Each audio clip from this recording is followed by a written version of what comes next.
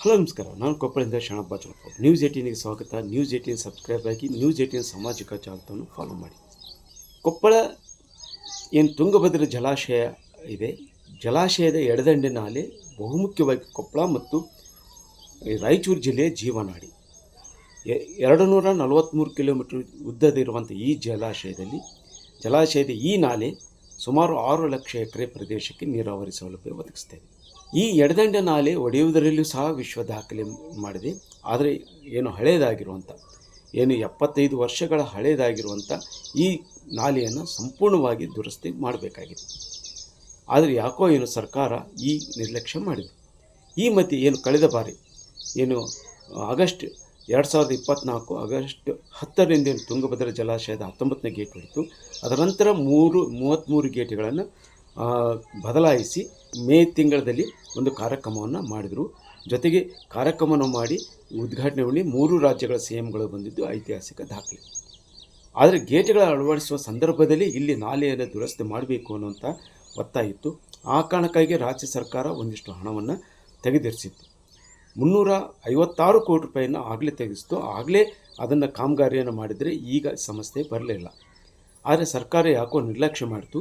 ಈ ನಿರ್ಲಕ್ಷ್ಯ ಕಾರಣಕ್ಕಾಗಿ ಈಗ ತುಂಗಭದ್ರಾ ಜಲಾಶಯದಲ್ಲಿ ನೀರು ಬಿಡೋಕ್ಕಿಂತ ಮೊದಲು ಮೈಲಾಪುರದಲ್ಲಿ ಒಂದು ಕಡೆ ಹೊಡೆದರೆ ಅದನ್ನು ನೀರು ಬಿಡೋಕ್ಕಿಂತ ಮೊದಲೇ ಒಂದಿಷ್ಟು ಅದನ್ನು ರಿಪೇರಿ ಮಾಡಿದರು. ಇವತ್ತೇನು ತುಂಗಭದ್ರಾ ಎಡದಂಡೆ ಬೊಂಗು ಬಿದ್ದಿದೆ, ಈ ವಿಚಾರವಾಗಿ ಲಾಸ್ಟ್ ಟೈಮಲ್ಲಿ ಕೆನಲ್ ಕ್ರಸ್ಟ್ ಬಿದ್ದು ಹೋದಾಗ ಕೆನಲ್ ರಿಪೇರಿ ಮಾಡ್ತೀವಿ ಮತ್ತು ಕ್ರಸ್ಟ್ ರಿಪೇರಿ ಮಾಡ್ತೀವಿ ಅಂತ ಒಂದು ಬೆಳೆಗೆ ನೀರು ಬರಬೇಕಾದಂಥ ನೀರನ್ನು ತಡೆ ಹಿಡಿಸಿ ಈಗ ಏನು ಮಾಡ್ತಾ ಇದ್ದಾರೆ ಅಂತಂದರೆ, ಲಾಸ್ಟ್ ಟೈಮಲ್ಲಿ ಇನ್ನೊಂದು ಬೆಳೆಗೆ ನೀರು ಬರಬೇಕಾಗಿತ್ತು. ಆ ನೀರನ್ನೆಲ್ಲ ಪೋಲ್ ಮಾಡಿ ನಾವು ಕ್ರಸ್ಟ್ ಗೇಟು ಮತ್ತು ಕೆನಲನ್ನು ರಿಪೇರಿ ಮಾಡ್ತೀವಿ ಅಂತಂದೇಳಿ 400 ಕೋಟಿ 300 ಕೋಟಿ ಪ್ಯಾಕೇಜ್ ಮಾಡಿವಿ ಅಂತಂದೇಳಿ ಇವತ್ತೇನು ಮಾಡಿ ಈಗ ಏನು ಮಾಡಿದ್ದಾರೆ ಅಂದ್ರೆ ಕೆನಲ್ ಎಲ್ಲ ಬೊಂಗು ಬಿದ್ದೈತಿ. ಆ ಕೆನಲ್ ಬೊಂಗು ಬಿದ್ದಕ್ಕೋಸ್ಕರ ಈಗ ಆ ಪ್ಯಾಕೇಜ್ ಐತಿ ಅದೈತಿ ಇದೈತಿ ಅಂತ ಹೇಳ್ತಾ ಇದ್ದಾರೆ.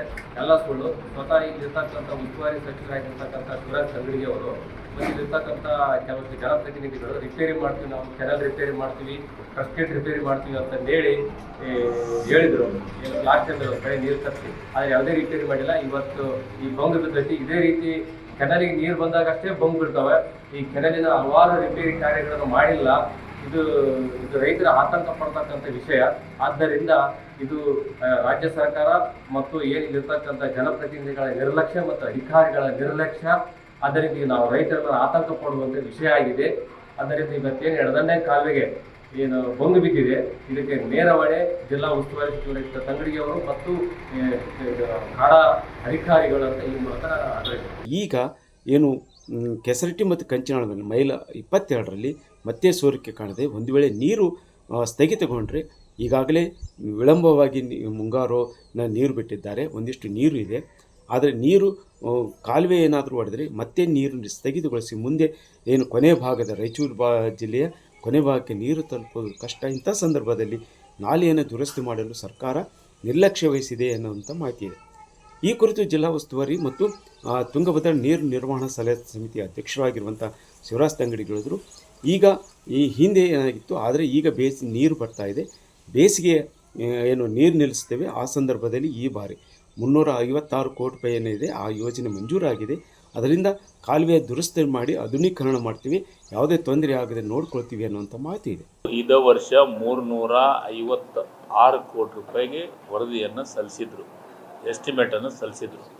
ಈ ಸತಿನೇ ಮಾಡಬೇಕಂತ ಪ್ಲಾನ್ ಇತ್ತು, ಅನಿವಾರ್ಯ ಆಗಿಲ್ಲ. ನೆಕ್ಸ್ಟ್ ಮುಂದಿನ ದಿನ ಬಂದಾಗ ಈ ಸತಿ ಬೆಳೆ ಆದಮೇಲೆ ಎಣ್ಣೆ ಬೆಳೆಗೆ ನೀರು ಬಂತು ಅಂದರೆ ನೀರು ಎಣ್ಣೆ ಬೆಳೆಗೂ ಕೊಟ್ಟು ಮುಂದಿನ ಅವಧಿಯೊಳ ಬೇಸಿಗೆ ಟೈಮ್ದೊಳಗೆ ಆ ಕಾಮಗಾರಿಯನ್ನು ಕೈಗೆತ್ತಿಕೊಳ್ಳೋ ಕೆಲಸ ಮಾಡ್ತಾರೆ. ಆದರೆ ಒಂದು ಕಡೆ ಒಂದು ಬಾರಿ ಸಂಪೂರ್ಣವಾಗಿ ತುಂಗಭದ್ರಾ ಮುಖ್ಯ ಕಾಲುವೆಗಳನ್ನು ದುರಸ್ತಿ ಮಾಡಿ ರೈತರಿಗೆ ನೀರು ಸಿಗೋದು ಮತ್ತು ಯಾವುದೇ ತೊಂದರೆ ಆಗದಂಥ ರೀತಿ ಕಾಪಾಡಬೇಕಾಗಿದೆ. ಆದರೆ ಇದೇ ಸಂದರ್ಭದಲ್ಲಿ ಗೇಟ್ಗಳ ಅಳವಡಿಕೆ ಸಂದರ್ಭಕ್ಕೆ ಒಂದು ಬೆಳೆ ನೀರನ್ನು ತ್ಯಾಗ ಮಾಡಿರೋ ರೈತರಿಗೆ ಅದೇ ಸಂದರ್ಭದಲ್ಲಿ ಕಾಲುವೆಗಳನ್ನು ದುರಸ್ತಿ ಮಾಡಿದರೆ ಈ ಸಮಸ್ಯೆ ಇರಲಿಲ್ಲ. ಜೊತೆಗೆ ಮತ್ತೆ ಕಾಲುವೆಗಾಗಿ ವಿಳಂಬವಾಗೋದು, ಜೊತೆಗೆ ಮತ್ತೆ ಹೊಸ ಯೋಜನೆ ರೂಪಿಸೋದು ಸರಿಯಲ್ಲ. ಅದನ್ನು ಬೇಗ ಮಾಡಬೇಕು ಅನ್ನೋಂಥ ಜನರ ಅಭಿಪ್ರಾಯ ಇದೆ. ಅದಕ್ಕೆ ಕ್ರಮ ಕೈಗೊಳ್ತಾರೆ ಅನ್ನೋದನ್ನು ಕಾದು ನೋಡಬೇಕಾಗಿದೆ. ಶರಣಪ್ಪ ಚಲಪೂರ್, ನ್ಯೂಸ್ 18 ಕೊಪ್ಪಳ. ನಿರ್ಭೀತ, ನಿಷ್ಪಕ್ಷಪಾತ, ವಿಶ್ವಾಸಾರ್ಹ ಸುದ್ದಿಗಳಿಗೆ ಹೆಸರಾಗಿರುವ ನ್ಯೂಸ್ 18 ಕನ್ನಡ ಈಗ ಆಪ್ನಲ್ಲೂ ಲಭ್ಯವಿದೆ. ದಯವಿಟ್ಟು ಇಲ್ಲಿರುವ QR ಕೋಡ್ನ ಸ್ಕ್ಯಾನ್ ಮಾಡಿಕೊಂಡು ಆಪ್ ಡೌನ್ಲೋಡ್ ಮಾಡೋದಕ್ಕೆ ಮರಿಬೇಡಿ. ನಿಮ್ಮ ಬೆಂಬಲ ಹೀಗೆ ಸದಾ ನಮ್ಮೊಂದಿಗಿರಲಿ. ಧನ್ಯವಾದ.